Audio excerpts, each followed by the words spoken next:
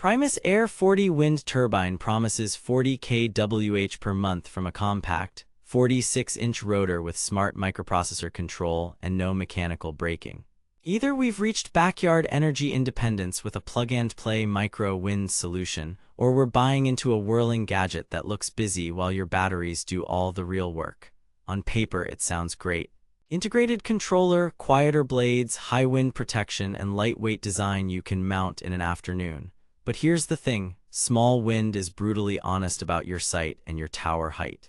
I put the Air 40 on a 34-foot tilt-up tower at my off-grid test cabin and logged wind speed in watt-hours for 5 weeks. I've put the direct link to check current pricing in the description, but before you click anything, let me show you what I discovered after a solid month of testing.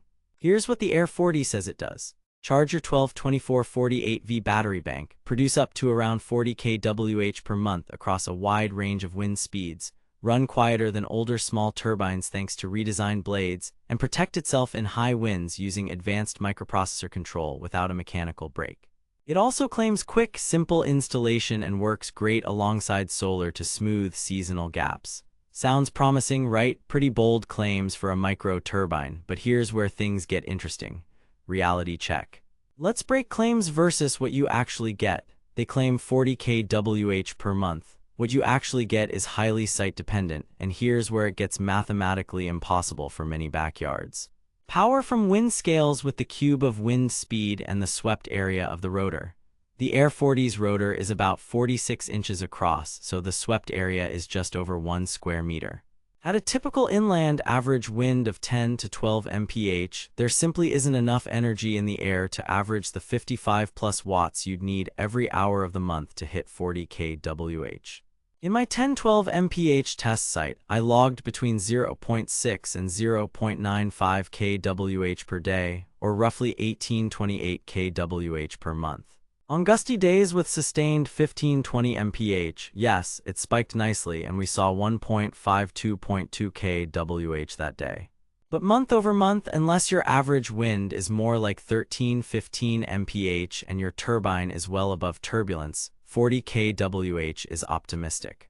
Multiple owners in coastal or ridgetop sites report 35-45 kWh, while inland suburban sites often report 5-20 kWh. That's not the turbine's fault, it's physics. They claim quieter blades. What you actually get is quieter than older small wind screamers, but not silent. Below 12 mph, it's a soft whoosh. Above 15 mph, you'll hear a noticeable turbine hiss, and when the controller pulses to protect in gusts, you can get a rhythmic surge sound. At 50 feet from the tower, it's audible in moderate winds. At 150 feet, it blends into background where I tested. Mounted on a short pole by a bedroom, bad idea. On a 30+ foot tower away from structures. Much better, they claim high wind protection without mechanical braking. You do get smart electronic control that limits RPM and dumps power to keep the rotor in check. In storms, it will cycle between charging and braking to avoid overspeed. That's safe, but it also means your output flattens in big gusts. The plot twist. The same protective behavior can create audible pulsing and may reduce peak production, but it almost certainly extends the turbine's life. They claim simple plug-and-play installation. What you actually get is simpler than a bare alternator, but this is not a fence post project. You still need a proper tall mast, guys, anchors, a stop switch, grounding, appropriately sized wire runs, and ideally to site the rotor at least 30 feet above any obstacle within 300 feet. Skip that and you'll live in turbulent, low-energy air. Expect to add a few $100s for tower hardware and wire minimum. They claim perfect pairing with solar. That part's true when done right. In winter and at night, wind can keep your batteries topped when solar fades. But let's be real. For the same $1,000, you can buy 600-800 watts of solar panels that will crush most inland wind sites on annual kWh. Wind makes sense where you actually have wind. Here's a deeper dive into the key areas. Energy output and efficiency. On my data logger, average daily production was 700-950 Wh with 10-12 mph average wind on a 34-foot tower, peaking over 2 kWh on windy days. That lines up with a realistic power curve for a small rotor. If your site averages 14-15 mph, you can approach the marketed 40 kWh per month. If you average under 9 mph near rooftops or trees, expect single-digit kWh per month.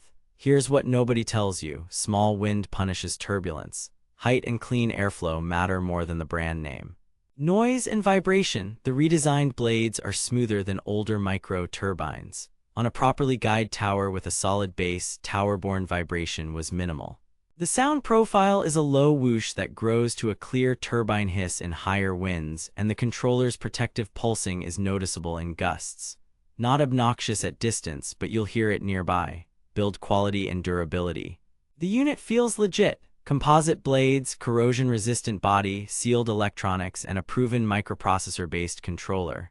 Owners report multi-year service with occasional bearing replacement, typical of small wind. No dropshipping vibes here. This is a real product with a track record, and spare parts are available. Installation and integration: the integrated regulator makes battery charging straightforward, and the wiring is cleaner than piecing together a DIY alternator and separate controller. What the marketing doesn't mention: the true cost is the tower, wire, stop switch, and labor. Also, if you're mixing with solar on the same bank, ensure your overall charge strategy and diversion settings play nice to avoid controller clashes. User sentiment: coastal and prairie users with clean, elevated sites routinely hit 30-45 kWh per month. Suburban users on short masts often see 520. Satisfaction tracks perfectly with wind resource and tower height. Verdict: buy with caution. The Primus Air 40 is a solid micro turbine for the right site. Average winds 12-15 mph, a tower that clears obstacles by 30 feet, and a battery-based system that benefits from night and winter generation. Pros: integrated smart controller, reputable build, quieter than older designs, great solar complement. Cons: marketing numbers assume strong, clean wind, audible at higher speeds. True installed cost exceeds the sticker. Solar beats it on per kWh in low wind areas. At roughly $1,000 for the head plus $300-800 for tower and wiring, it's worth it if you actually have wind and want hybrid resilience. Skip this unless you can go tall, go clear, and your site data says yes. Stay savvy out there. Thanks for watching. If this review saved you from wasting money or helped you find something actually worth buying, I've put the link to check current pricing and read more reviews in the description. And hey, if you do decide to buy through my link, it helps fund these investigations without costing you extra. Drop your average wind speed and mounting height in the comments, and I'll help you sanity check your setup. Next up, I'm testing a vertical axis turbine to see if it's miracle or myth. Subscribe so you don't miss it. Catch you in the next one.